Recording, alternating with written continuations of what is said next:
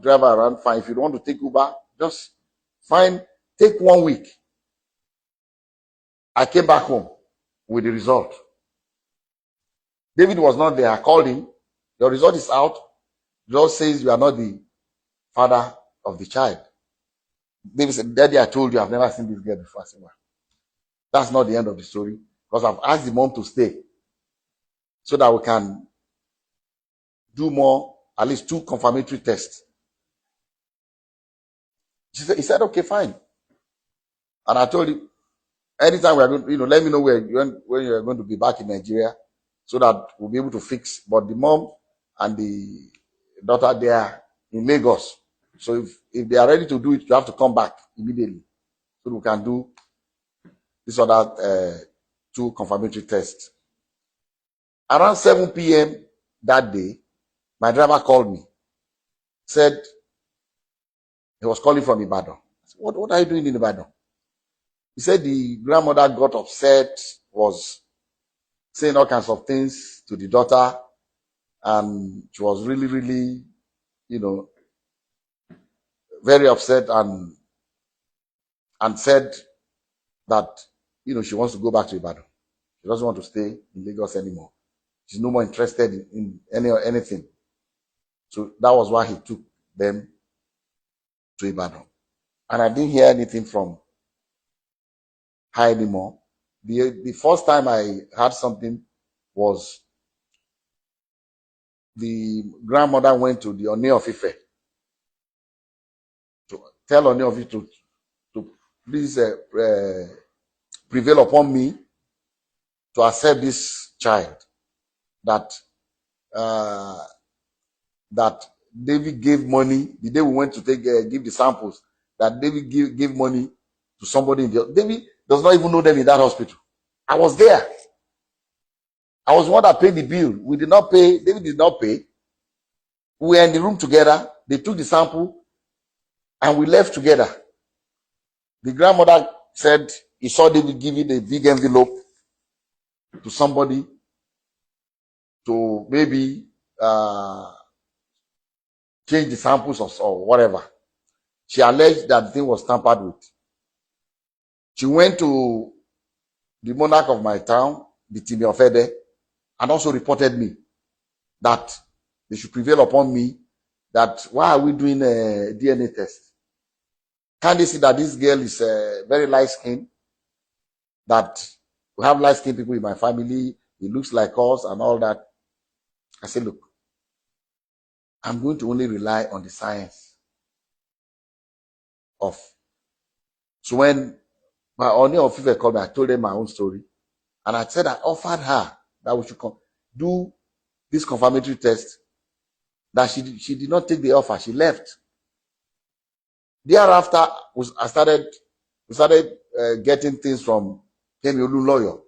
She went and took over their case and started bombarding, saying all kinds of things in the social media, all kinds of lies. And I told David, don't pay her any mind. Just let her. Someone that her own family has said she's crazy. So why should we bother about her? So we left everything. That was 2014. In 2020, I received a call, late 2020, when the COVID thing was, easy. So I received a call from the girl's auntie that lives, the younger sister to the mom, that lives in Abuja, and said, sir, please, I know you asked my mom to do this confirmatory test. Is it possible that we do the test now? I said, yes. We can still do it. Anytime, if this baby is my granddaughter, I want her. She said, okay. I said, this is what you do?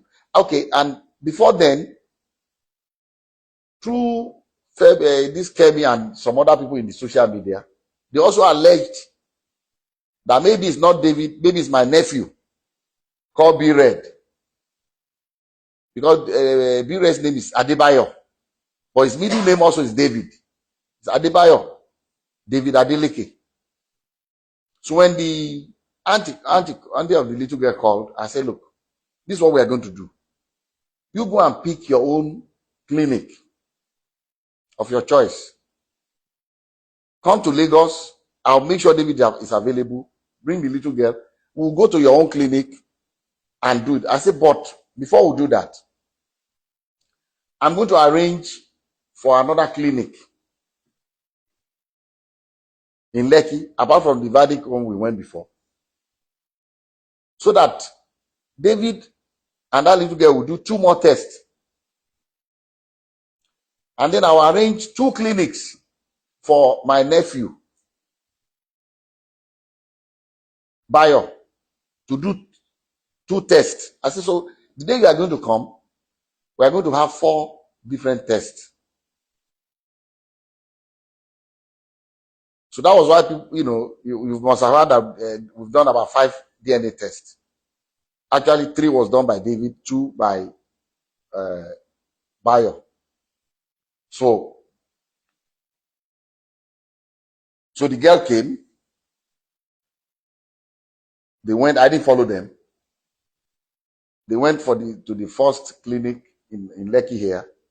From that Lekki, they went to 2 other clinics in VI for Bayo and the girl to get their swabs. And then the clinic that the girl's family arranged was in Ilukweju. So they went to Ilukweju the same day and got and submitted their samples. And the clinic said they are going to send their results electronically to the mom and to David's lawyer. A copy to them, a copy to us. So when the result came, the grandmother still said the same thing, that, oh, no, he's going to give them money to bribe them to manipulate the result. How can this one not be? So at that point, I always want to have a clear conscience in anything I do. So I said, okay, I'm not a medical doctor, but I have 2 PhDs. I'm not honorary degree. I earned it. I have to. So I went to school. Let me go and read this and compare the profiles.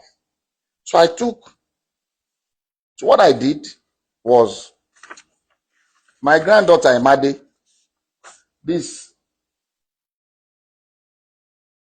her middle name is Aurora. This application for her US passport. If you are a child born to a US citizen, before America will give your child a passport, they require a DNA test. So this was in 2015. So when I said, look, let me even take Emade's DNA test and this little girl's own, Anu, and compare David's DNA profile, see if it's the same. Since they are alleging that something must have gone wrong. So I took